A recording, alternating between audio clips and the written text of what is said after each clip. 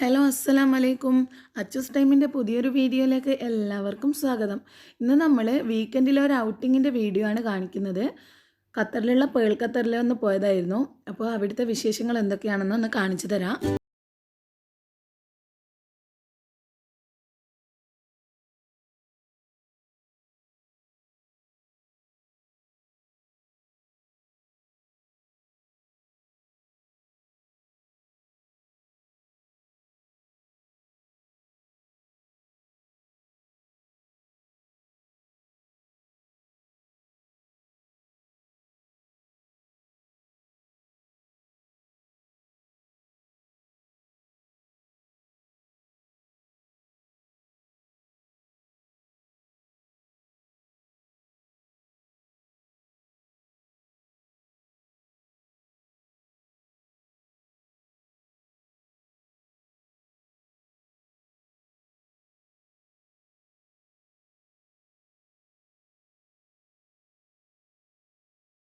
ഇവിടെ parking free ആണ്. അപ്പോൾ കാറ് പാർക്ക് ചെയ്തിട്ട് നമുക്ക് പേളിൻ്റെ ഉള്ളിലോട്ട് കടക്കാം.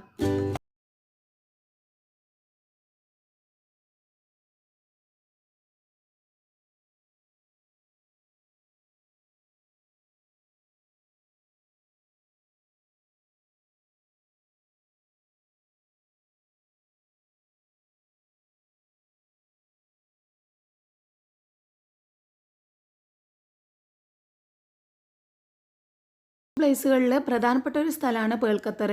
ഇതൊരു ആർട്ടിഫിഷ്യൽ അയർലൻഡ് ആണ്. പേളിൻ്റെ ഷേപ്പിലാണ് ഈ ഒരു അയർലൻഡിൻ്റെ സ്ട്രക്ചർ കിടക്കുന്നത്. അതുകൊണ്ടാണ് ഇതിന് പേൾ ഖത്തർ എന്ന് പേര് വന്നിട്ടുള്ളത്. അതുപോലെ തന്നെ ഹൈ ക്ലാസ് ലെവലിലുള്ള വില്ലാസും ബിൽഡിങ്സും റെസ്റ്റോറൻറ്റ്സും ഒക്കെയാണ് ഇതിൻ്റെ ഉള്ളിലുള്ളത്. ലക്ഷറിയസ് ആയിട്ടുള്ള ലൈഫ് സ്റ്റൈലാണ് ഇവിടെ.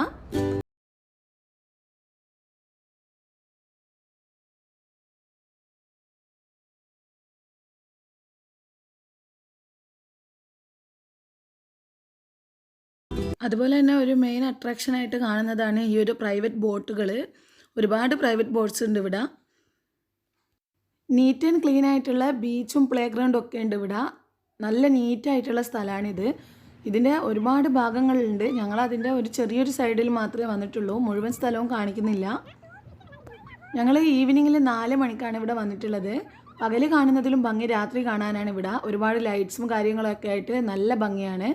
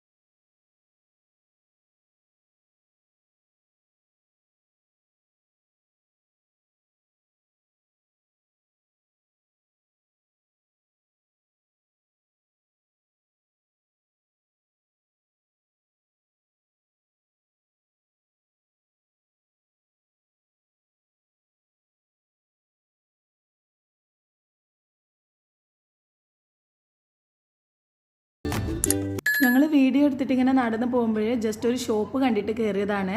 നല്ല ഭംഗിയുള്ള പല വെറൈറ്റീസിലുള്ള വെഡ്ഡിങ് ഗൗണുകളുടെ ഒരു ഷോപ്പാണ്. അപ്പോൾ നല്ല ഭംഗി കണ്ടിട്ട് അവരോട് വീഡിയോ എടുത്തോട്ടെ എന്ന് ചോദിച്ചപ്പോൾ സമ്മതിച്ചുകൊണ്ട് നിങ്ങൾക്കൊക്കെ കാണിച്ചു തരാമെന്ന് ചോദിച്ചിട്ട് ഉള്ളിൽ കയറിയിട്ട് വീഡിയോ എടുത്തതാണ്. പല വെറൈറ്റീസിലുള്ള വെഡ്ഡിങ് ഗൗണുകളും പാർട്ടി ഗൗണുകളും ഒക്കെ ഉണ്ട്. അപ്പോൾ ഇതിൻ്റെ റേറ്റ് എന്ന് പറയുന്നത് അവർ പറഞ്ഞത് സ്റ്റാർട്ടിങ് 10,000 റിയാലാണ്.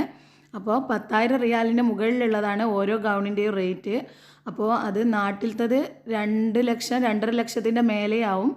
അപ്പോൾ എനിക്കറിയില്ല, നാട്ടിലും വെഡ്ഡിങ് ഗൗണുകൾക്കൊക്കെ അത്ര തന്നെ പൈസ ഉണ്ടാവുമായിരിക്കും. നല്ല ഭംഗിയുണ്ട് കാണാൻ. പാർട്ടി വെയറുകളും ഒക്കെ ഉണ്ട്. അപ്പോൾ ജസ്റ്റ് നിങ്ങൾക്കൊന്ന് കാണിച്ചു തരാമെന്ന് വെച്ചിട്ട് കയറിയതാണ്.